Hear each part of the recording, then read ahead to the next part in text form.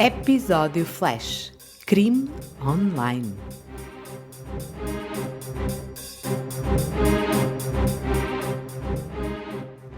Um aviso aos ouvintes: o seguinte podcast apresenta conteúdo que pode não ser indicado para todas as pessoas. Discordem ou não discordem, a internet trouxe-nos as mais fantásticas maravilhas. A informação passou a estar literalmente nas pontas dos dedos, em vez de apenas se esconder atrás de pesados volumes de livros perdidos, em bibliotecas pessoais ou em arquivos públicos. Com a pesquisa certa e apenas um clique, temos acesso aos mais variados temas e até a versões divergentes que, por vezes, podem confundir-nos mais do que elucidar. Mas o que podemos fazer quando esta ferramenta fantástica é usada para disseminar e potenciar os instintos mais tenebrosos?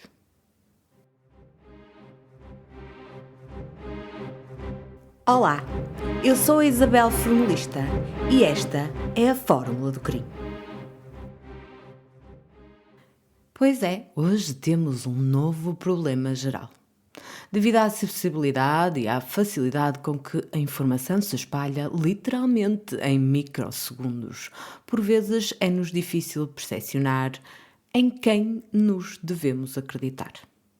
Temos dificuldade em saber que fontes são as mais fiáveis e a necessidade de não tomarmos como facto tudo o que lemos ou vemos está gravada no subconsciente de todos nós. Ou assim deveria acontecer, na minha perspectiva, é claro. Eu própria deparo-me com estas problemáticas sempre que busco por informações confiáveis para os episódios e tento também que vocês, aí desse lado, percebam que, apesar de o tentar fazer eficazmente, cabe-vos a vós reunir outras informações caso achem pertinente para formarem a vossa própria opinião. Como em tudo na vida, há sempre um lado positivo e um outro mais sombrio. A internet pode ser vista como a maravilha tecnológica que nos permite estar em contacto próximo com amigos e família. Podemos fazer videochamadas, que se têm, aliás, tornado extremamente úteis quando atravessamos momentos difíceis, como aconteceu no caso da pandemia. Podemos reconectar-nos com pessoas com quem já não falávamos há uma eternidade e permite-nos também conhecer novas pessoas, com as quais estabelecemos uma conexão e muitas vezes partilhamos interesses. Isso tudo é fantástico, mágico até. Os nossos antepassados ficariam boquiabertos se conseguissem regressar a um mundo onde uma mensagem pode ser enviada e propagada de forma tão imediata e eficiente como um relâmpago, ou até como um rastilho de pólvora, com o poder de incendiar ou mobilizar milhões de pessoas através de uma simples ideia, veiculada através de um clique. Quantos de nós não procuram grupos, páginas ou até comunidades que reflitam os mesmos interesses nos assuntos que nos apaixonam ou inquietam? Faz parte do ser humano querer sentir-se mais integrado, mais compreendido e mais apreciado nas suas competências. É aquele sentimento de pertença tão característico a nós, pessoas. Há por aí vários exemplos. Pessoas que se identificam, por exemplo, com um clube, com um partido, uma ideologia ou um hobby em especial. E sem dúvida que não faltam formas de o fazer. Aproveitando as imensas potencialidades conferidas pela internet acessível praticamente a todos, seguiu-se o lançamento de várias páginas, plataformas ou aplicações que simplificam e amplificam também a voz de quem quer ser ouvido. Quem não se lembra do agora arcaico Mirk e do High Five, que, pela imensa adesão que tiveram, se tornaram ícones de uma época? Tudo evoluiu muito rapidamente e num piscar de olhos temos hoje à disposição uma parafernália de aplicações, com mais ou menos variações. Facebook, Instagram, Twitter, aliás, agora X, Snapchat, Telegram, Reddit, TikTok, WhatsApp, enfim. São tantas que se torna impossível conhecer todas. Literalmente todos os dias surge uma novidade. E é exatamente neste preciso momento que quero deixar um alerta. Tudo o que se segue foi obtido através de uma intensa pesquisa no ciberespaço. Não posso, por isso, de qualquer forma, garantir que todas as informações veiculadas por mim sejam oficiais ou sequer rigorosamente verdadeiras. O caso que vou abordar está neste momento a ser investigado. E por essa razão há bastante especulação e muito mistério em tudo o que o envolve. Eu tento não funcionar como uma câmara de eco para informações que me inspiram menos confiança, mas sublinho que é impossível fazer uma triagem 100% fiável. Pois bem, no dia 23 de outubro de 2023, o Brasil acordou para a notícia de mais um triste acontecimento que, infelizmente, passou a ser uma realidade frequente no país. Um aluno de 16 ou 17 anos entrou numa escola secundária que frequentava e disparou contra os seus colegas. Digo que é uma realidade frequente no país porque, segundo o relatório de política educacional, até esse momento já era o 11º a acontecer no ano de 2023 e o 26º desde o início de 2019. É, contudo, de sublinhar que entre 2001 e 2019, portanto, em 18 anos, tinham acontecido 10 ataques do género. Logo, a frequência tem vindo a aumentar significativamente. O ataque em questão teve lugar na Escola Estadual de Sapopemba, na capital de São Paulo, e era o segundo ataque que acontecia neste estado em apenas 7 meses. A 27 de março, o mesmo já tinha acontecido na Escola Estadual Tomásia Montoro, quando um agressor de 13 anos matou uma professora de 71 anos e feriu outras 4 pessoas. Também em Sapopemba houve uma vítima mortal e 3 feridos. Tudo teve início bem cedo, às 7h20 da manhã, quando o adolescente revoltado, que vamos chamar de Lote, entrou nas instalações escolares e começou a disparar a arma que trazia em riste. Aproximou-se de Giovanna por trás enquanto esta caminhava em direção a uma escadaria. Quando estava a menos de 1 metro do alvo, faz um disparo à queima-roupa que atinge a jovem de 17 anos. Diretamente na nuca. Giovanna descia nesse exato momento o primeiro degrau da escada. Muito provavelmente não chegou sequer a dar por nada e à sua frente não havia mais ninguém. Quando o ou os disparos ecoaram nas instalações, imediatamente instala-se o pânico. Numa das salas mais próximas, a primeira do corredor, está uma turma que tenta reagir ao som dos disparos, fechando a porta da sala de aula. Contudo, o atirador foi rápido a impedir que isso acontecesse, colocou o pé e imediatamente começou a atirar sobre os colegas, que reconheceram a sua face. Era um colega de turma que durante tanto tempo tinham gozado, agredido e criticado. Lot tinha-se fartado de sofrer bullying e estava disposto a vingar-se. Assustada, uma colega, como num flash, apercebe-se do que está a acontecer e sente que o colega, cego pela crueldade que tinha sofrido, não ia parar. Baixa a cabeça e, segundo ela própria relata, pede a Deus que a torne invisível. Pouco depois, Lot aponta a arma na direção da sua cara, mas não consegue disparar, não se sabe muito bem porquê. Neste momento, a jovem foge a correr da sala. Pelo caminho consegue ver o corpo inanimado de Giovanna, que jaz no chão da escada junto a uma poça de sangue. O seu corpo estava a ser nesse momento espezinhado por todos os que, em pânico, tentavam abandonar o local. E, eventualmente, a multidão conseguiu arrombar o portão da escola e fugir para o exterior do recinto. 2 estudantes de 15 anos foram também atingidas, uma no lado esquerdo do tórax e outra no lado direito da clavícula, e um outro jovem de 18 anos cortou-se na mão com estilhaços de vidro enquanto tentava desesperadamente partir uma janela para escapar ao tiroteio. As vítimas foram encaminhadas para as urgências do hospital.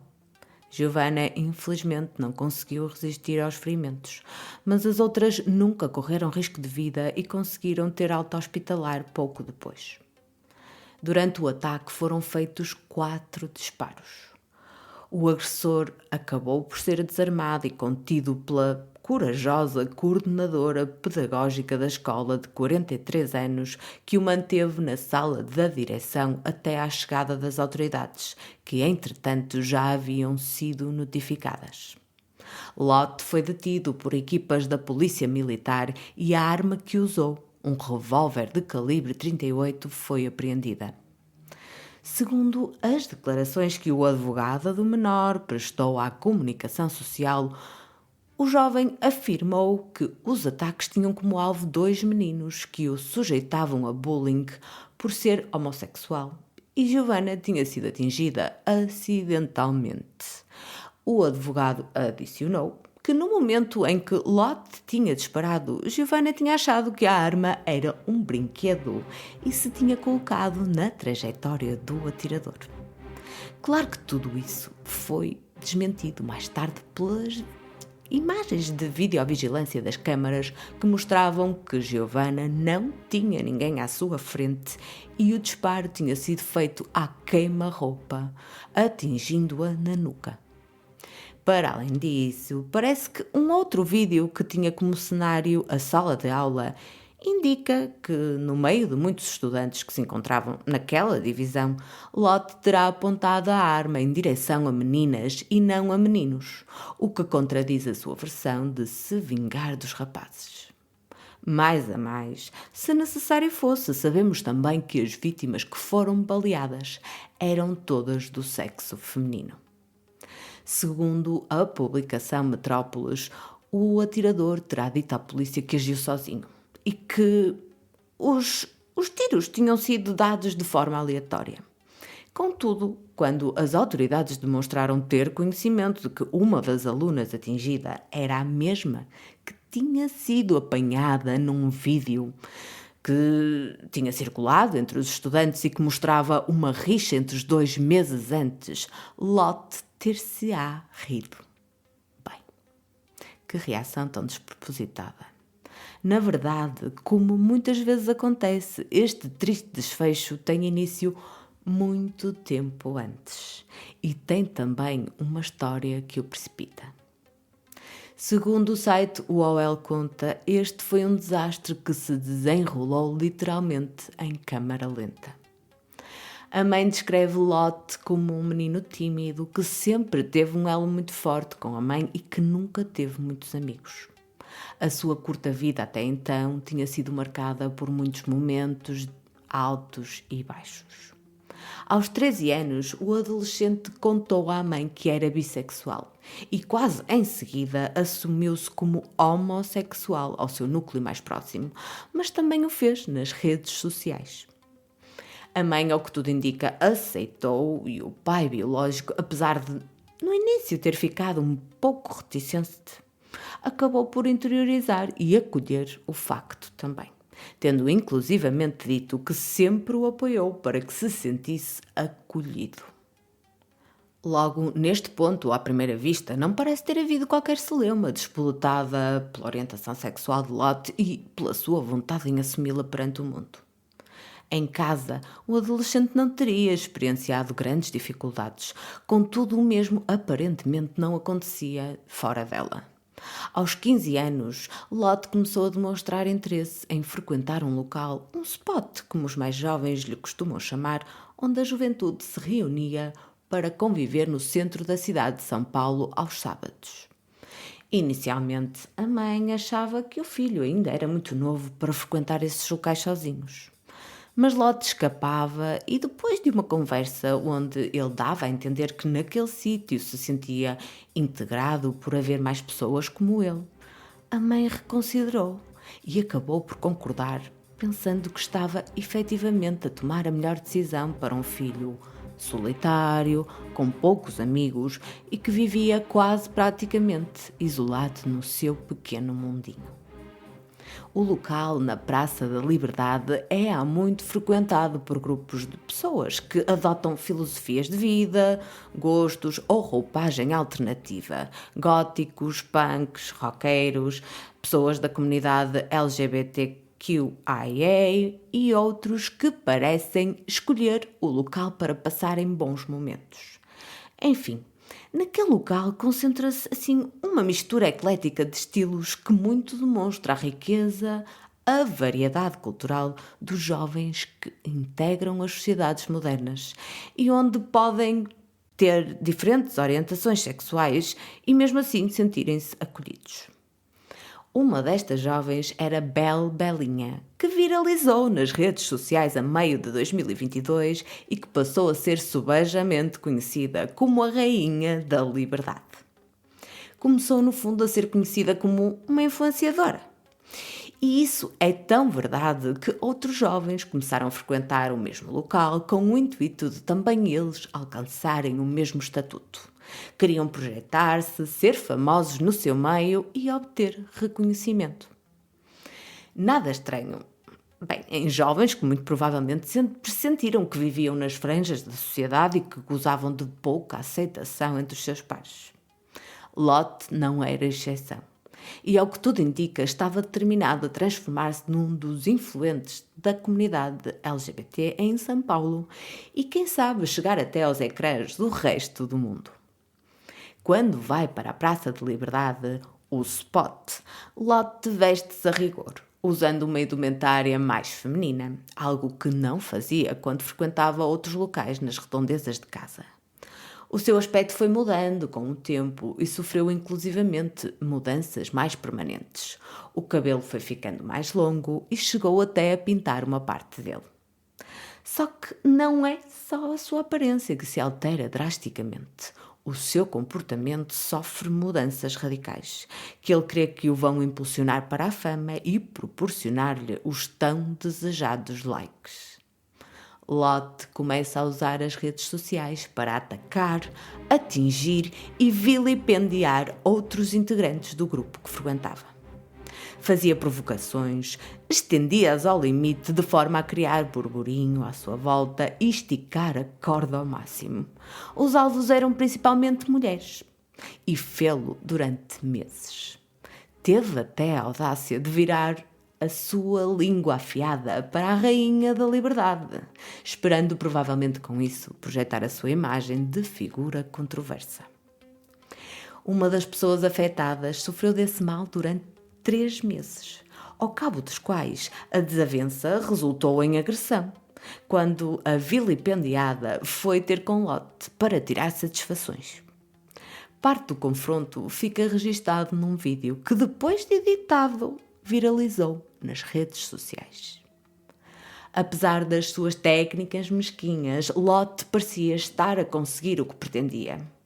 Ganhou imensos seguidores e, além disso, muito provavelmente devido à edição e à seleção da sequência de imagens meticulosamente escolhidas, ainda conseguiu passar por vítima, despertando provavelmente empatia entre os cibernautas que, na realidade, não conheciam os objetivos da pessoa que se escondia atrás do perfil.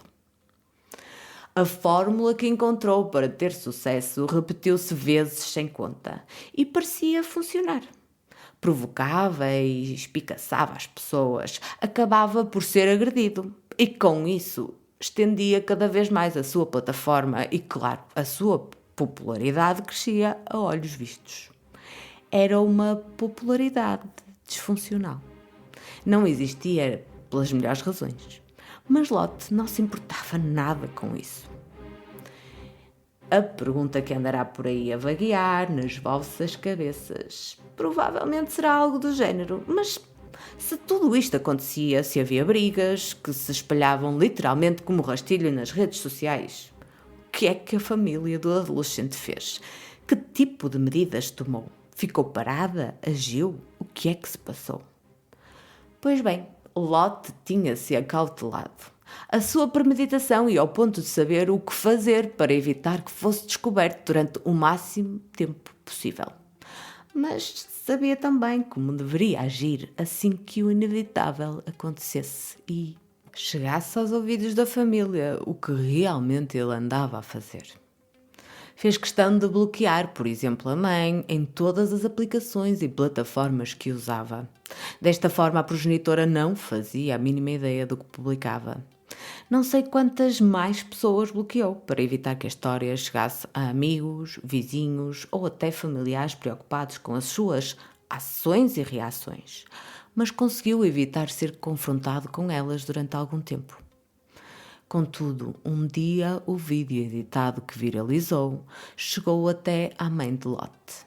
Ficou absolutamente horrorizada com a violência exercida sobre o filho. Pensou em apresentar queixa. O adolescente, entretanto, diz-lhe que é tudo encenado para ganhar tração nas redes sociais.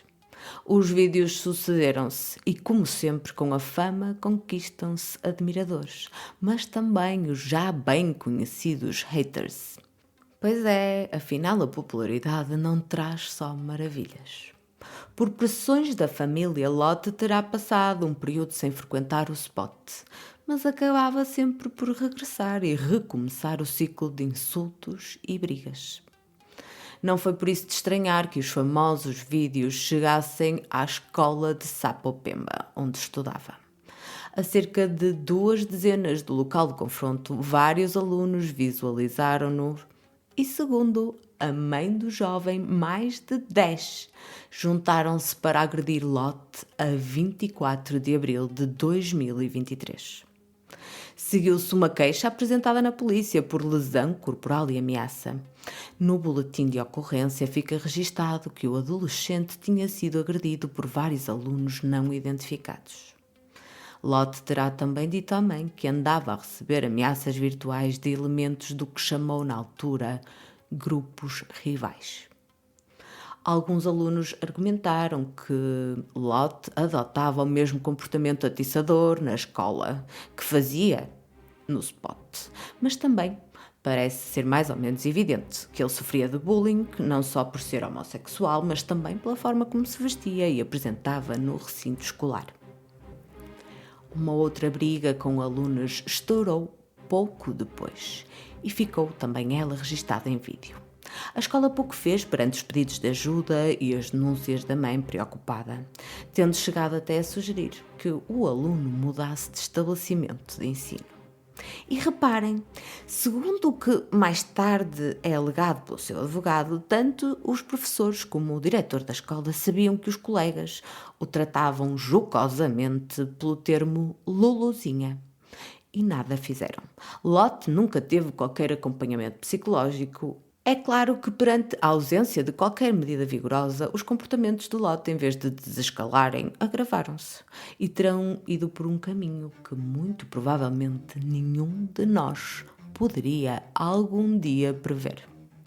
Ainda segundo a publicação do UOL, que aliás me serviu de fonte para contextualizar muito do que aqui vos estou a contar, os insultos de Lot continuaram e ele conseguiu manter a sua fama muito devido a eles. E reparem só que ironia! Os insultos que ele proferia eram de natureza racista e homofóbica e eram dirigidos a outros influenciadores da Praça da Liberdade. Pensem bem. Já não bastava tudo o que tinha até aí feito para gerar controvérsia, burburinho, confusão e, com isso, claro, arrecadar cliques, gostos e popularidade. Como também estava disposto a criticar outras pessoas que, como ele, tinham dificuldades em encontrar o seu lugar na sociedade. Comentários de natureza homofóbica e racista terão sido proferidos. Justo ele que há muito sofria de bullying na sua escola por ser justamente homossexual. Isto leva-me a acreditar que Lot estava disposto a tudo, mas absolutamente tudo, para se tornar conhecido e subir uns meros degraus na escada dos influencers. Estava disposto muito provavelmente, e acreditando no que o OL escreveu, até a trair a sua própria natureza. Estaria cego com os seus objetivos, revoltado, irado, furioso de tal forma que em julho de 2023 grava um vídeo onde aparece com uma suástica nazi desenhada na testa. Confrontado pelos que o rodeavam com aquilo que tinha feito, Lot chega a referir que não sabia o significado do símbolo do Terceiro Reich e que só o tinha feito, mais uma vez, para ganhar tração nas redes sociais. Ninguém contava com tamanha afronta, tamanha mudança de lado. Somente a fama e a revolta importavam. Nada mais parecia contar para Lot.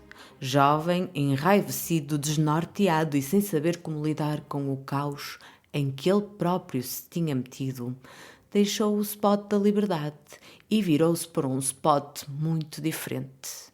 Um spot sem rosto, onde não podia ser fisicamente agredido e onde podia dar aso à sua ira. Voltou-se para um ambiente cibernético, é verdade. Mas neste caso, o nicho onde se inseriu não era público. As contribuições que fazia no seu seio não tinham como objetivo aumentar o número de likes ou de seguidores, pelo contrário.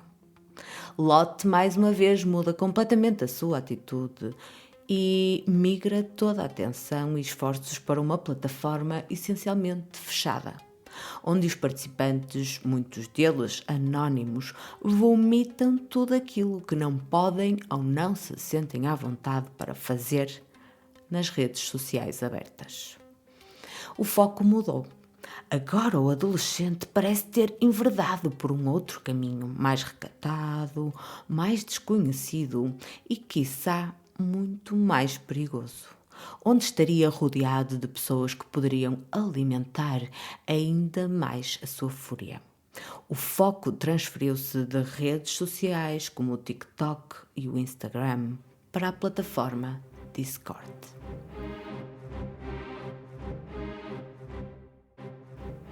Mas afinal, o que é o Discord?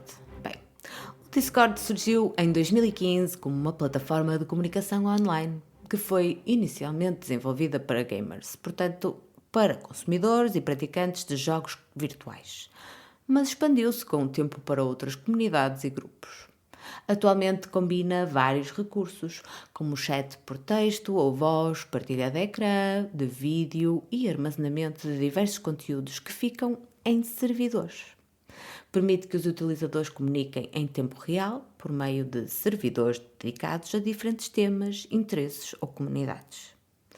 Pelo que percebi, estes servidores são essencialmente fechados e só se pode entrar por convite ou com um código que o administrador pode decidir manter privado ou não.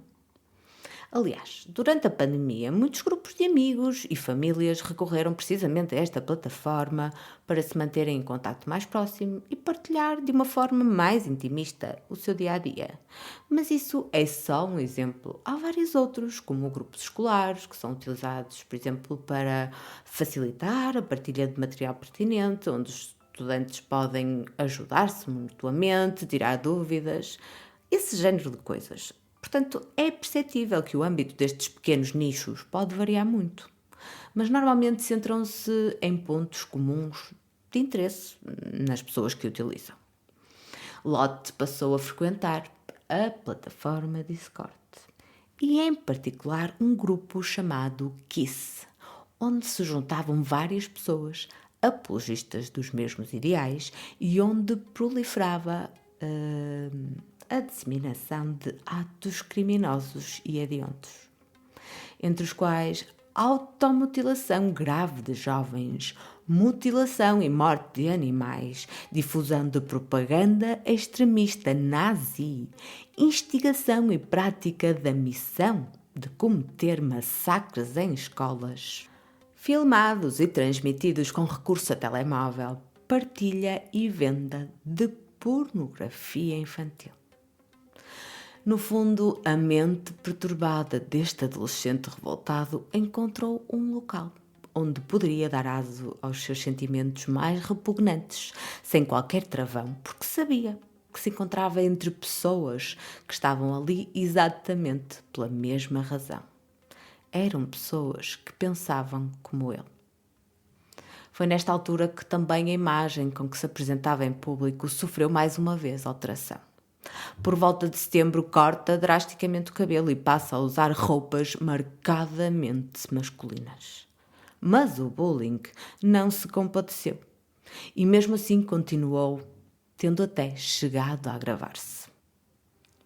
Segundo relatos, semanas antes do crime, alguns alunos terão alertado para a existência de publicações deste adolescente, onde afirmava que ia atacar os colegas que lhe faziam vida negra. Infelizmente, ao que parece, estes alertas nunca chegaram aos ouvidos da família de Lot. Este, por sua vez, escrevia no grupo Discord que pretendia sentir-se poderoso. Numa troca de mensagens, afirmou que já tinha sofrido bullying, mas que sinceramente já nem se importava com vingança alguma. Chegou a acrescentar que as últimas pessoas que mataria seriam as que justamente lhe tinham infernizado a vida. Na realidade, ele admitiu que nem sofria assim tanto na escola e que ninguém no estabelecimento desconfiava que ele seria capaz de cometer um ataque. Queria mesmo era sentir que tinha poder sobre o destino das outras pessoas, de saber e determinar a hora da sua morte. A investigação policial conseguiu saber que Lot disse o que planeava fazer aos outros internautas do grupo Kiss. E fê-lo por volta das 3 da manhã do dia 23 de outubro, portanto, na madrugada dos crimes. Chegou até a partilhar imagens da arma que ia usar para levar a cabo o ataque e da balaclava de caveira que cobria a cara, comprada dias antes propositadamente para o efeito. O plano incluiria transmitir o crime enquanto decorria, e um dos integrantes terá chegado até a dar-lhe conselhos para que colocasse o telemóvel, de forma a que tudo ficasse devidamente registado. Também partilhou o local onde se ia dar o ataque. Parecia totalmente determinado e resolvido. Nada ia atrapalhar o seu momento de glória. Durante o fim de semana tinha roubado a arma e 4 munições ao pai. E na segunda-feira de manhã, minutos antes dos ataques, liga-se por vídeo à plataforma e mostra o seu rosto parcialmente coberto e a arma. Em seguida, desconecta-se e acontece o crime. Entretanto, algumas horas depois dos ataques, quando Lot já se encontrava detido e a notícia já se havia espalhado, os integrantes da comunidade Kiss comentam o sucedido e fazem troça do acontecimento. Um deles, o criador da comunidade, admitiu até aos restantes que tinha instigado o adolescente a cometer o crime. Terá até por volta dessa altura acontecido uma partilha de áudio onde Lot assumia a autoria.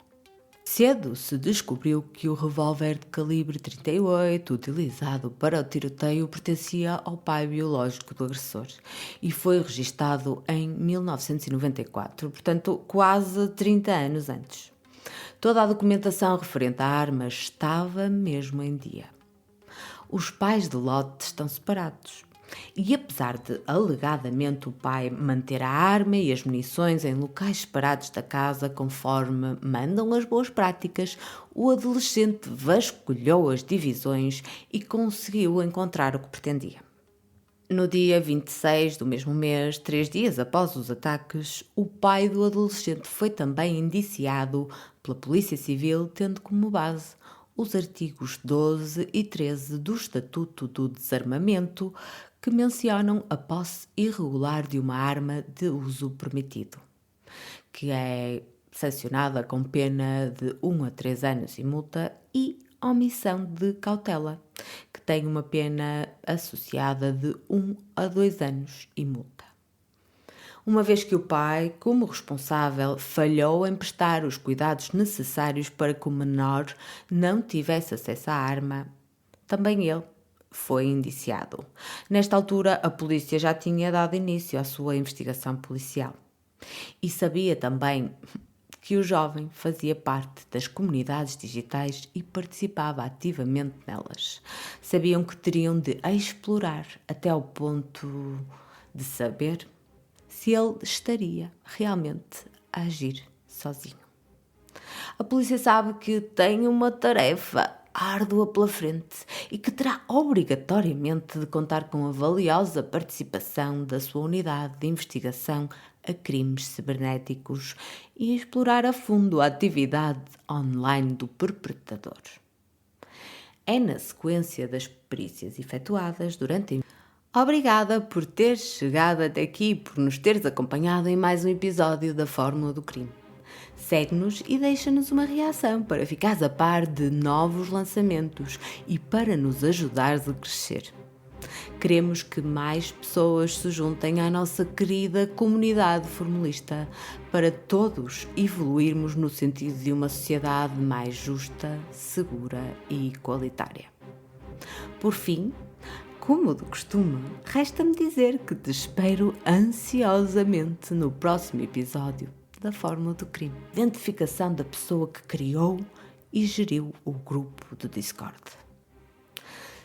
A intricada busca compensou. A colaboração em contrarrelógio funcionou. E tal como referiu Luís Neves, conseguiram encontrar uma agulha no palheiro e chegaram finalmente ao criador e principal instigador da comunidade.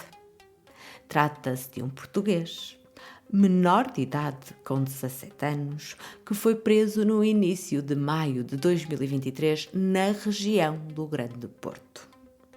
Sabe-se que tinha residência alternada e que frequentava o 11º ano de um curso profissional.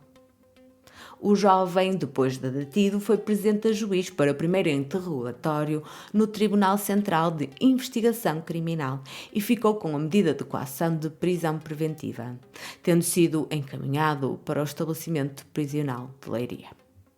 A investigação prossegue, sendo que um dos principais objetivos é identificar, em termos internacionais, outros agentes do crime que possam estar envolvidos nesta rede e no tipo de condutas que adotavam.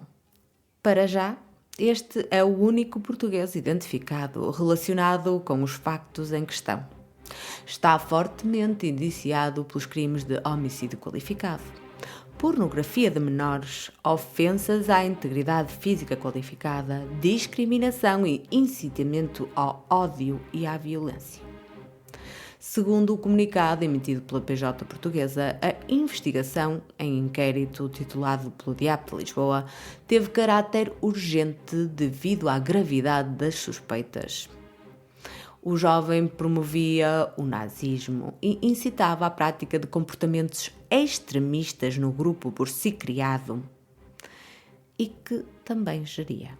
Aí, nesse grupo, transmitia-se ao vivo agressões contra animais que levavam à sua mutilação e morte. Transmitiam-se imagens de jovens a beber detergente e a automutilarem-se com objetos cortantes. O detido prestava ainda aconselhamento relacionado com o modus operandi e a indumentária a envergar pelos demais intervenientes a quando da preparação dos crimes que inclui, entre outros, o acontecido na escola de Sapopemba. Nas buscas efetuadas, foi apreendido um vasto acervo probatório, designadamente de material informático e digital. Apesar de alegadamente a família e os amigos do jovem português não terem identificado qualquer sinal de alerta, este parecia ter um ascendente e uma forte capacidade de liderança, que lhe permitia influenciar e mobilizar outros jovens da mesma faixa etária, ao que parece maioritariamente brasileiros, radicalizando-os nos seus ideais extremistas. A sua capacidade persuasiva era tal que conseguia convencê-los a cometerem crimes em massa de homicídio e outros. Existia até um género de ranking onde os participantes do grupo se tinham de automutilar para melhorar a sua posição, vejam lá. Mas a organização não se ficava por aqui, uma vez que muitos dos crimes eram muitas vezes gravados e transmitidos. Estava implementado o sistema pay-per-view, onde a visualização implicava o pagamento de uma determinada quantia. Portanto, além de tudo, fica aqui bem patente a existência de uma componente fortemente financeira. Ficamos a saber também que um dos crimes que se encontrava em preparação resultaria no homicídio de um sem-abrigo que seria transmitido ao vivo. Mas atenção, porque estava previsto que antes da morte este ser humano frágil e indefeso fosse cruelmente torturado com requintes de sofrimento e malvadez para prolongar o regozijo dos que tinham pagado para assistir. Do outro lado do ecrã, a tal comportamento abjeto e absolutamente execrável. A maldade humana parece mesmo não ter limites ou idades. As autoridades dos dois países estão certas de que interromperam uma série de crimes que resultariam em mortes, feridos, sofrimento e ataques escolares em massa adicionais.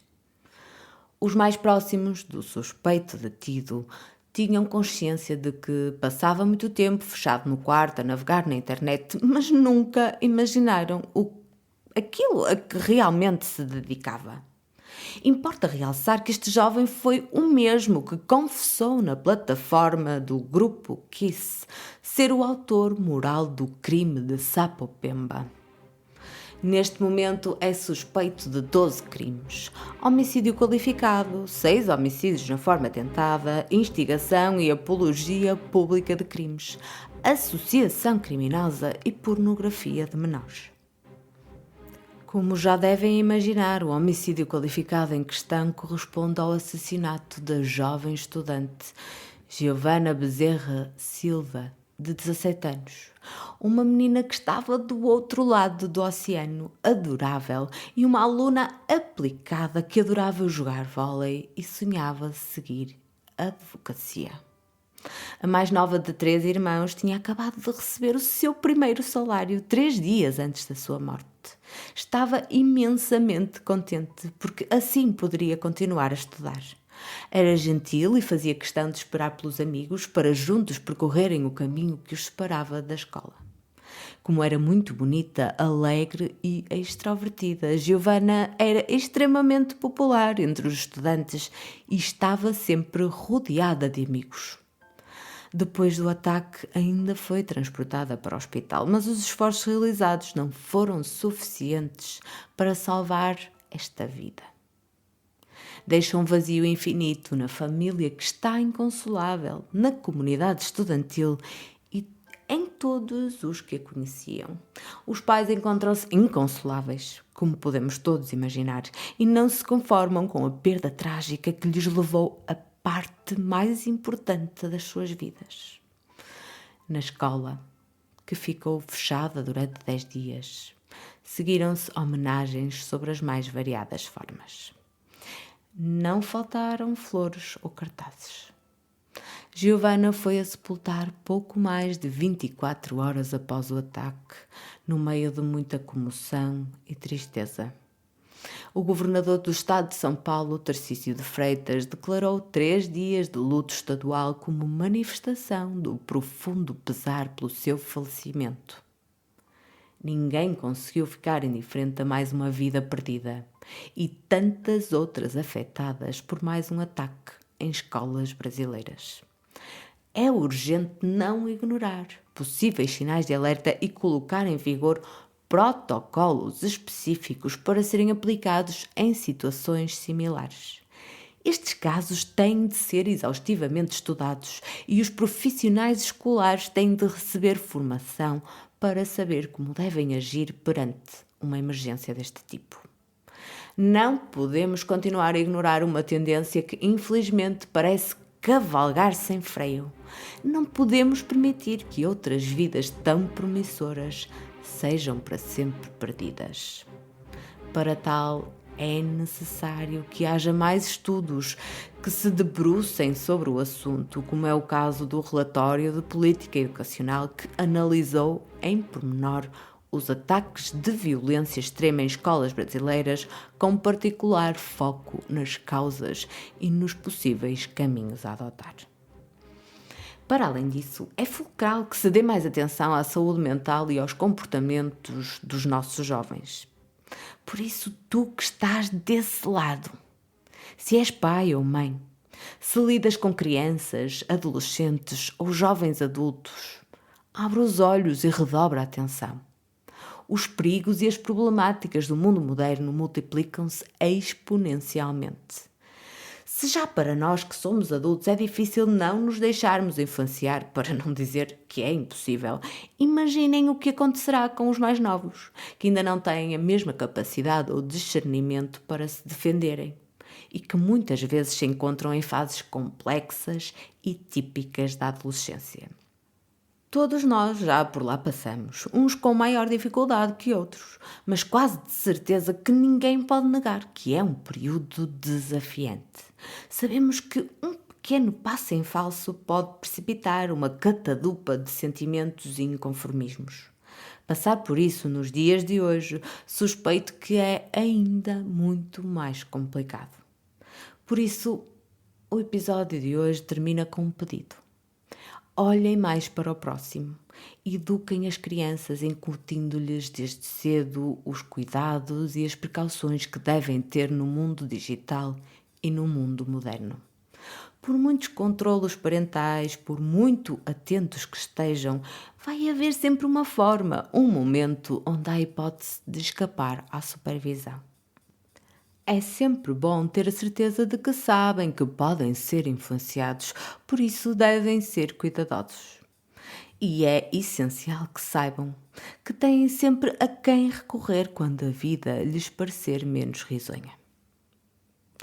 Obrigada por teres chegado até aqui e por nos teres acompanhado em mais um episódio da Fórmula do Crime. Segue-nos e deixa-nos uma reação para ficares a par de novos lançamentos e para nos ajudares a crescer. Queremos que mais pessoas se juntem à nossa querida comunidade formulista para todos evoluirmos no sentido de uma sociedade mais justa, segura e igualitária. Por fim, como de costume, resta-me dizer que te espero ansiosamente no próximo episódio da Fórmula do Crime.